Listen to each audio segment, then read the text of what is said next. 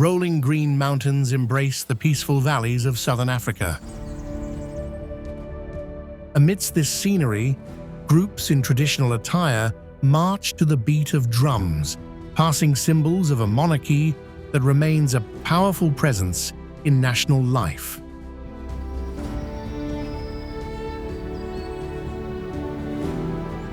This is Eswatini, a small kingdom where centuries-old rituals unfold alongside cars, smartphones, and the pulse of modern life.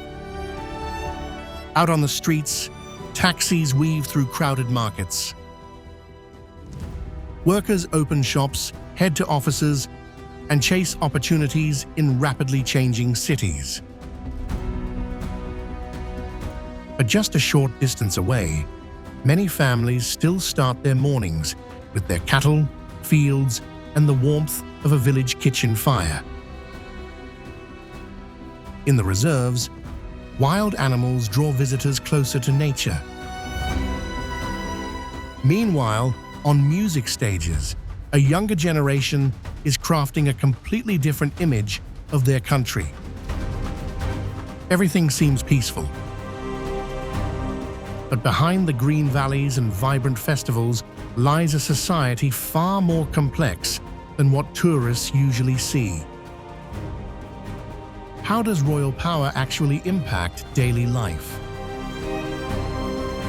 How do the people of Eswatini view their traditions, their communities, and their future? This journey will take us into the cities, villages, family kitchens, reserves, and the country's biggest festivals. Not just to look at Eswatini from the outside, but to understand life through the eyes of the people who actually live inside the kingdom.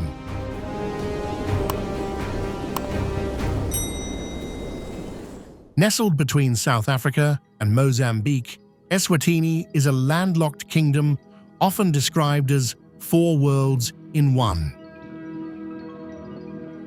In the west, the high veld lifts the country into cool, misty mountains. Dropping lower is the middle veld, where valleys, grasslands, and farmlands stretch out around numerous settlements.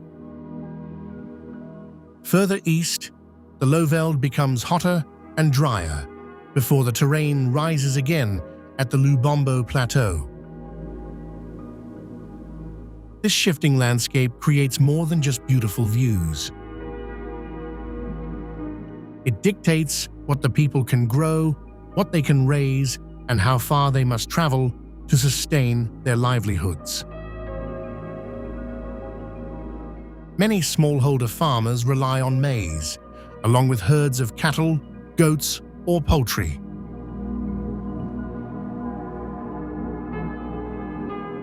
Meanwhile, in the irrigated lowlands, commercial sugarcane fields stretch out in perfectly straight green patches.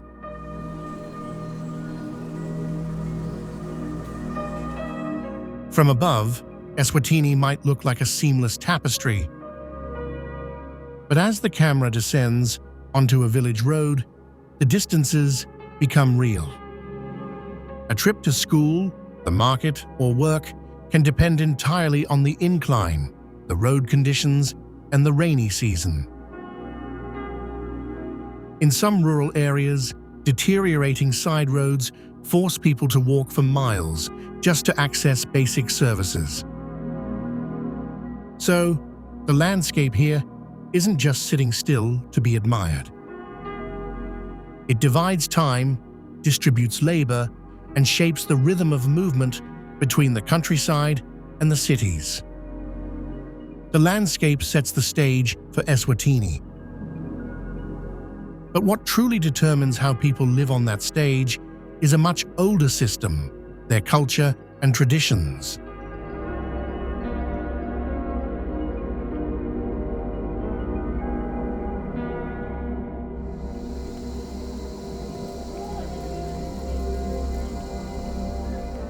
To understand Eswatini, you first have to understand what the people call themselves. A single person is a Liswati. The community as a whole are the Eswatini. And Siswati isn't just a language. It connects families, memories, and a sense of belonging to a heritage that has endured for generations. In traditional homesteads, life revolves around the extended family, livestock, the land, and the community. The songs, dances, imahia garments, carvings, and beadwork aren't just reserved for festivals. They are woven into the very fabric of everyday life here.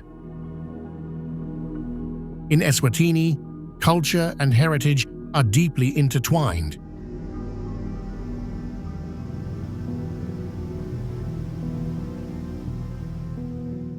These public events bring thousands together to sing, dance, and recreate ancient rituals. Tradition remains the highest guiding principle for many.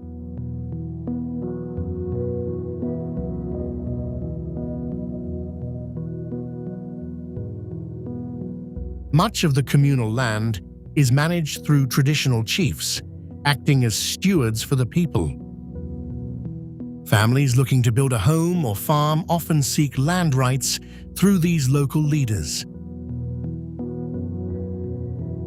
Yet, the vibrant cultural displays often contrast with the everyday economic struggles faced by ordinary families.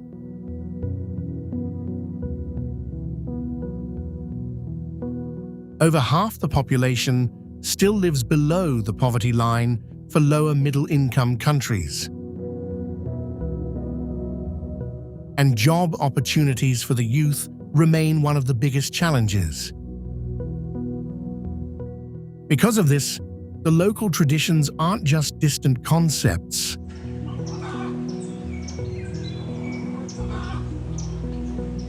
They are embedded in the symbols, the land, and the conversations about the future. To see exactly how this shapes life, you have to step away from the grand ceremonies and step into the streets, the markets, and the homesteads where people begin a normal day.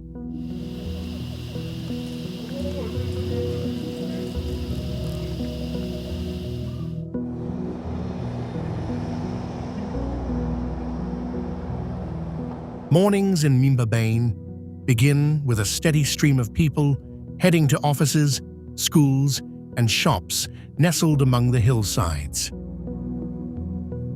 Over in Manzini, the pace is faster around the bus ranks, markets, and commercial streets. Buses, minibuses, and taxis constantly ferry students, office workers, vendors, and laborers from nearby neighborhoods into the hub.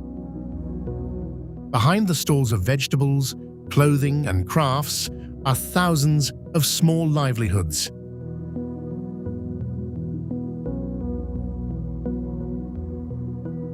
Some rent a permanent stall. Others just need a patch of ground big enough to display their goods and wait for customers.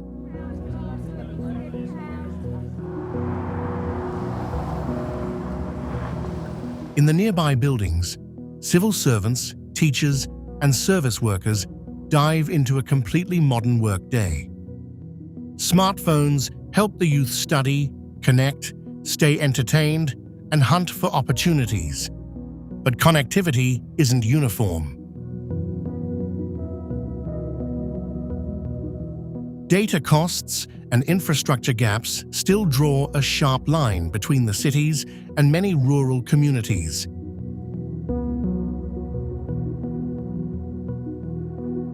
Even while living in the city, many remain deeply tied to their rural homes. Wages, groceries, and weekend trips back continue to link the workplace with the village family.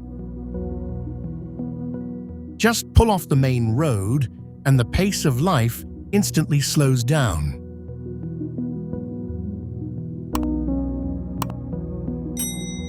A rural homestead is rarely just for a nuclear family. Multiple generations might live in traditional huts, mixed with brick houses, gathered around a shared courtyard and a central cattle kraal. The morning kicks off with a dozen chores at once. Someone gets the fire going. Others get the kids ready for school, fetch water, check the maize fields, or take the cattle and goats out to graze. How the work is divided changes depending on the family, age, health, and income sources. But distance still creates pressure.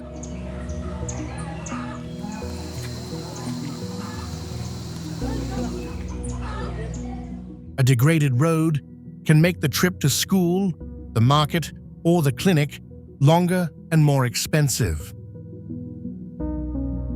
And farming doesn't always guarantee a full income.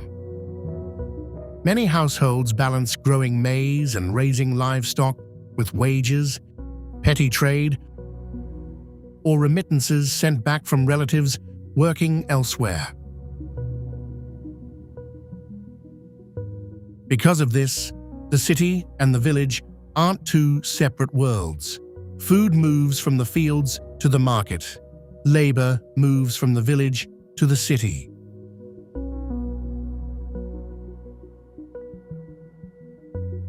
Money, phones, and culture flow right back in the opposite direction.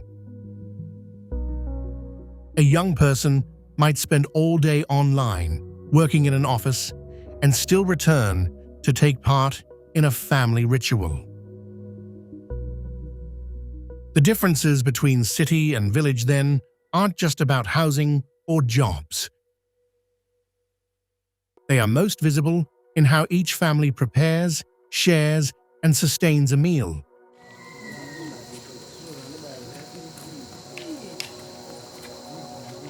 Swazi cuisine is pure comfort food, hearty, slow-cooked, and authentic, rooted right in this very soil. And the most enduring ingredient is always maize. The core of the Swazi dining table revolves around simple, flavorful dishes made from maize and vegetables. Let's start with sishwala, the soulful staple of daily life in Eswatini. A stiff maize porridge that you eat with your hands. Think of it like Italian polenta, but much denser. Because it's made from thick maize meal, it's packed with carbs, giving workers the energy they need to farm or herd all day long.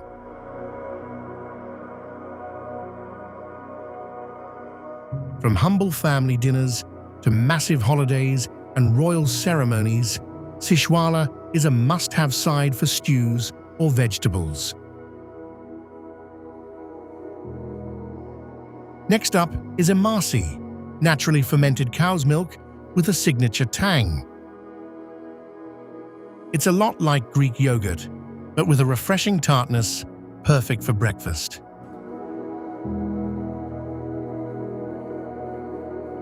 From kids and elders to heavy laborers, everyone loves emasi because it's easy to digest, rich in calcium, and incredibly cooling. Alongside that rustic charm, the street food culture and braai barbecues bring an absolute explosion of flavor.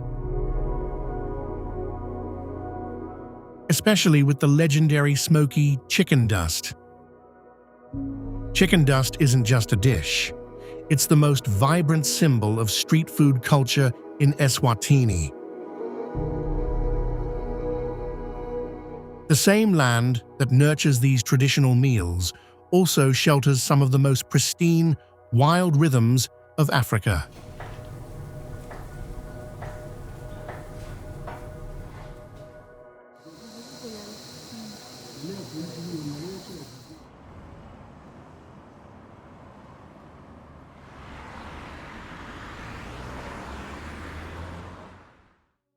And just as they pour care into every family meal, the people of Eswatini channel their meticulous skill and soul into their crafts.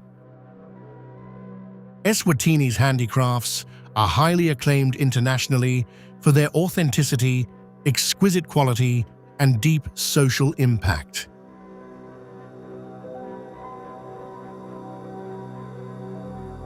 At the Ngwenya glass factory, 100% recycled glass is collected, melted down, and breathed into stunning works of art shaped like African wildlife.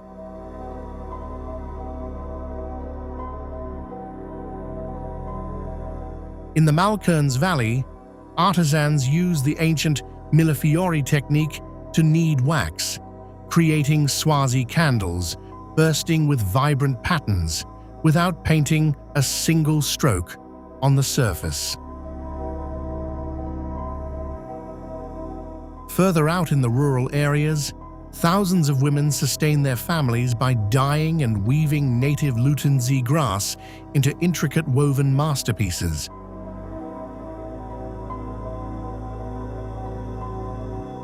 In Eswatini, crafts are never just souvenirs.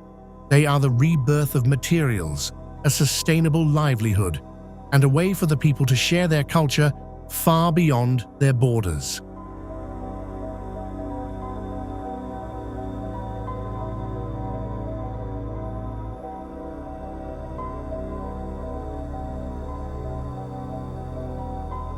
From the woodlands and savannas of Umhlanga, where elephants, rhinos, and lions frame iconic scenes, the terrain rises steadily into the misty forests and highland grasslands of Malolotja. Caught between these two extremes are Mililwain and Makaya, reserves deeply tied to the recovery of wildlife, especially the rhino. But a safari game drive only shows you the easy part. Long before a tourist spots a rhino, rangers have been out patrolling, tracking footprints and holding the line. Guides read the tracks, interpret animal behavior, and lead guests through areas impossible to navigate alone.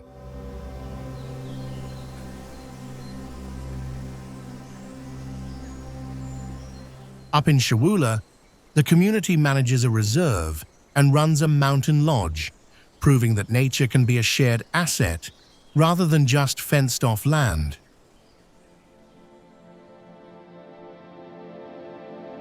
But conservation always comes with a cost. Land set aside for wildlife can't infinitely expand for farming, grazing, or development. Anti-poaching patrols, rhino management, road upkeep, and fencing all require relentless funding. Where humans and animals share rivers, pastures, or the edges of a reserve, crops, livestock, and even personal safety can be at risk.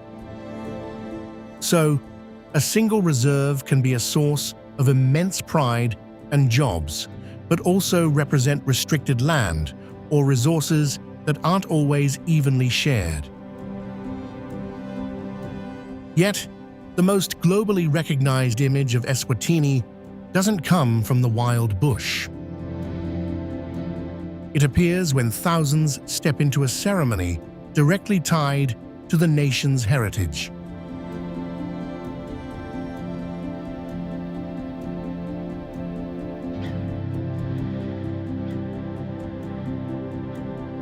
Before the massive crowds fill the arena, the Umhlanga Reed Dance begins with much quieter tasks. In communities across Eswatini, maidens and young women, known as the Imbali, gather in their local groups. They prep their outfits, thread beadwork, rehearse their songs, and perfect their steps. Then, the regiments set off for Ludzizini, the royal residence of the Queen Mother.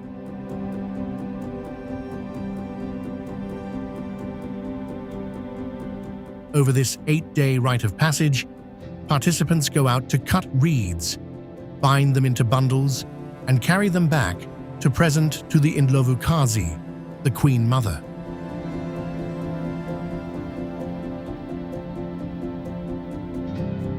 Traditionally, these reeds are used to reinforce the windbreaks around the royal homestead. But the journey of carrying the reeds demands endurance, discipline, and massive coordination between communities. Once the bundles are laid down, the atmosphere shifts, officially kicking off the spectacular Reed Dance. Tens of thousands march into the arena, yet each group maintains its own distinct songs and formations. The king, the Queen Mother, and members of the royal family take their places at the center.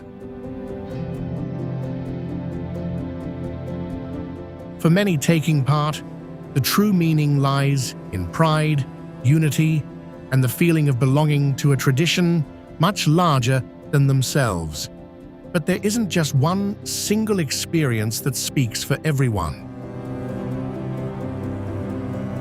While cultural bodies see Umhlanga as a symbol of unity, human rights groups often raise questions about the pressure to participate, gender norms, and the autonomy of young women.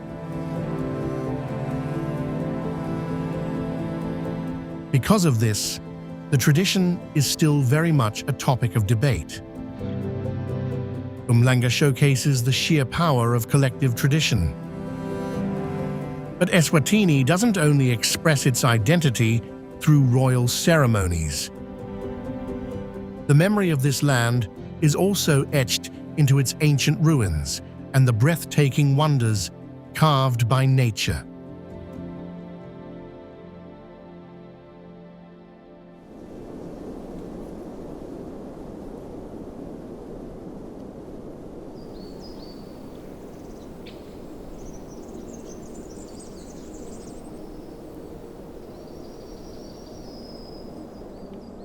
Time in Eswatini seems to stretch back far beyond the kingdom's recorded history, deeply rooted in the land itself. On the slopes of Ngwenya, the lion cavern might look like a simple hollow in the rock. But this is where the ancestors connected with the earth, mining red hematite and specularit over 42,000 years ago.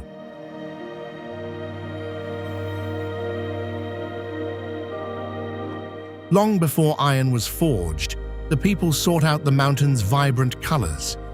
These rich, sparkling pigments became the foundation of their rituals, body art, and spiritual connection to the natural world. Today, local guides proudly lead visitors back to these sacred ancient sites, sharing stories that keep their heritage alive for the next generation. Recognized globally, Ngwenya is a testament to humanity's earliest bonds with the earth.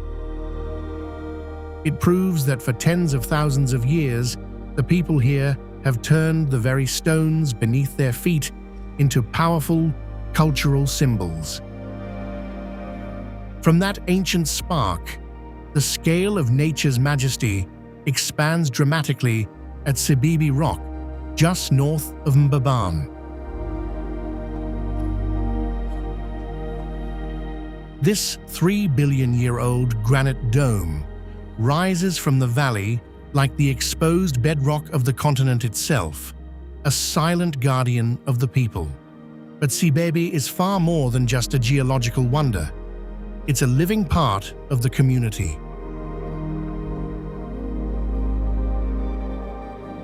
Community-led hikes transform this breathtaking landscape into sustainable livelihoods, giving locals a profound reason to fiercely protect their mountain ecosystem. Hidden within its folds, the indigenous San people left behind rock art depicting hunters, animals, and deep spiritual visions.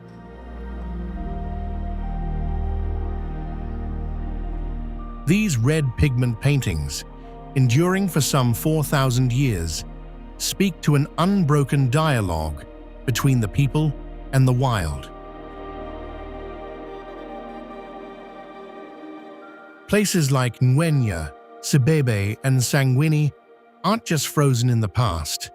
They empower the locals today, providing jobs, educating travelers, and ensuring the people retain the power to tell the story of their own land.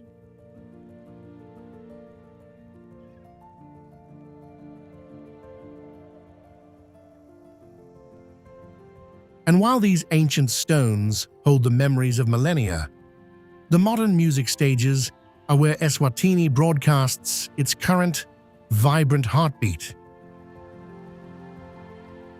On stage, local Swazi artists stand shoulder to shoulder with voices from across Africa and the globe. Down in the crowd, local youth, families, international travelers, and creatives all blend into one massive, pulsing community. This is MTN Bushfire.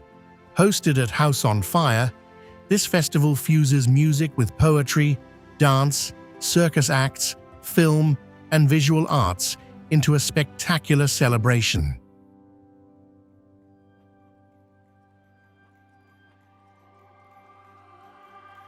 As the stages seamlessly transition from traditional beats to hip-hop, house, and amapiano, Eswatini reveals itself not as a static kingdom, but as a dynamic, moving crossroads. But the music is just the surface of this deep cultural well.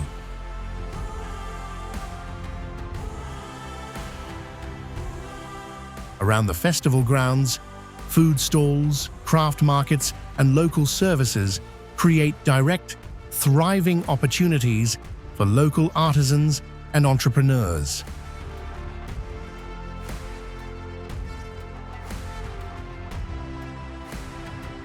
This explosion of art fuels the local economy, injecting millions into the community and supporting hundreds of grassroots vendors.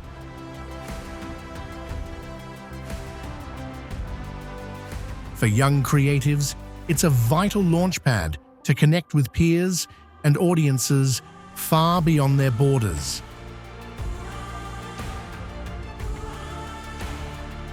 Festival-driven arts programs link local talent with international experts, proving that Eswatini's voice resonates worldwide. Bushfire projects a bold new image of Eswatini to the world, youthful, deeply connected, and speaking loudly through its art. While Umhlanga anchors identity in generations of tradition, Bushfire hands the mic to contemporary, free-flowing expression. These two worlds don't clash. One keeps the rhythm of the ancestors alive, while the other kicks the door wide open to the future.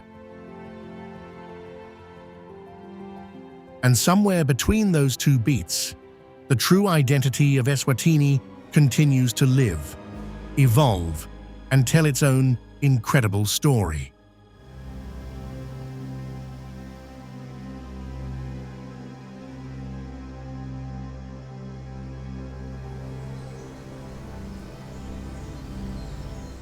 Eswatini cannot be understood solely through its palaces, its dazzling festivals, or the wildlife in its reserves. Real life happens within the families, on the land that feeds them, in their daily grind, and in the memories passed down through the community. The monarchy is a deep-rooted part of the national identity, but it doesn't define every single experience of the people. They don't just live inside a system. They adapt, they preserve, they debate, and they are actively building their own future. As the festival crowds slowly disperse, a family heads home along a winding valley road. The evening light washes over the countryside.